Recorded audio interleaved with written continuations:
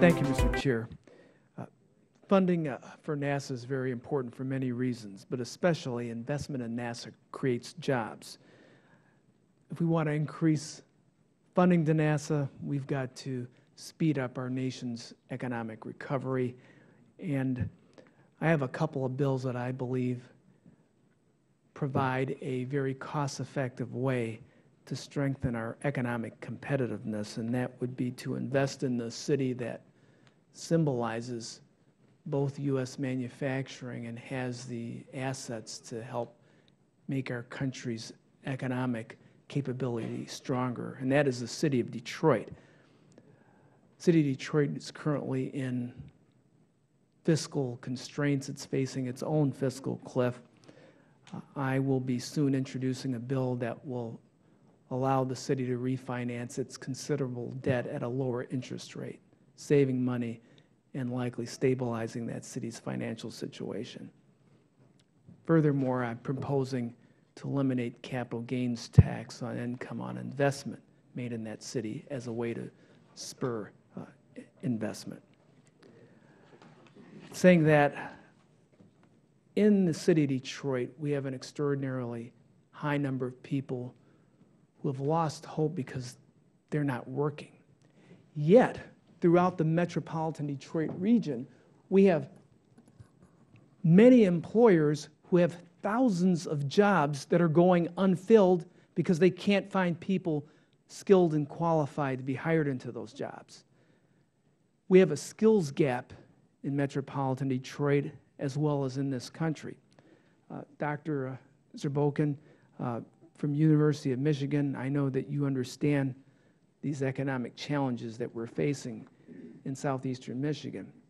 How do you believe that investing in NASA innovation could help us close that skills gap? Thanks so much for this question, Congressman. I'm the first university graduate in my family. The only reason I studied science, which is what I did, and the only reason I came to this country is because of the investment this committee or committees ahead of it have made decades ago, and because of the inspiration that came from the space program. I believe that that power of inspiration in investments that come from this has a tremendous effect on the youth, on the young high school student who is making decisions for her career and the future that she has in front of her, seeing that it is possible to make these dreams a reality. So I do believe the inspiration aspect of NASA is a really important part and remains a really powerful force that this committee should consider.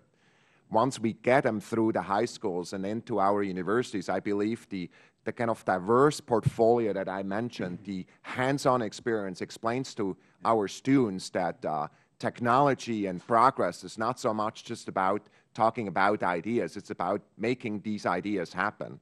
And you should be interested in knowing that, for example, at the University of Michigan with this last year, something like 5,000 engaged students in entrepreneurial activities, aerospace is the third most represented theme, following only biomedical and kind of computer science, the ones you would have guessed perhaps initially. Aerospace is hugely represented because of the reasons that Congressman Walker and others have mentioned, the tremendous power of the ability of actually putting these companies out there trying to really have new approaches or landing that rover on Mars. Some of my students were engaged in that. So I believe the hands-on experience that comes from these funded programs from NASA are a second aspect than that. A very important solution that you're mentioning. The jobs are coming. We have startups in aerospace. Some of these really surprising kind of changes from technology that was developed under NASA auspices, for example, technology that are now investigating under cities' sewer systems using robotics technology that was developed in NASA. General Motors, a company that you're very much aware of, having tremendous autonomy lessons learned in collaboration with NASA through these public-private partnerships that led to the robot on the space station. So I believe that there's multi-pronged aspects that leads directly to the bottom, not just to the bottom line, to the top line, to what our economy does and what the jobs are that are being created, both in Michigan but all over the country. Thank you, Doctor. Everyone for their comment on how NASA long-term strategically can work more effectively with the private industry. That's an open-ended question. I'll focus on two specific areas. One with technology transfer, on how the transfer of NASA's research to private industry, maybe to other federal agencies, could play a larger role in our strategic vision for NASA. Dr. Sega, you could, General Sega, you could also address that if you wish. And the other issue is how we can best restructure NASA in a way that would likely need congressional authorization. These are issues that were raised by Chairman Walker with his illustration of, let's say, a sponsorship of one of our missions, although I prefer the Wolverine rover painted in maize and blue, I think would be more appropriate than the GoDaddy rover. But in any event, congressional authorization needed to restructure, to promote the restructuring of NASA that could lead to more effective private partnerships, and how do we strengthen the role of technology transfer in NASA's strategic mission? Well, quickly, I will give you. I'll give you one. There are a number of ways that you could do this, but the Aldrich Commission recommended that the centers be turned into FFRDC-like operations. That they would have to be modified.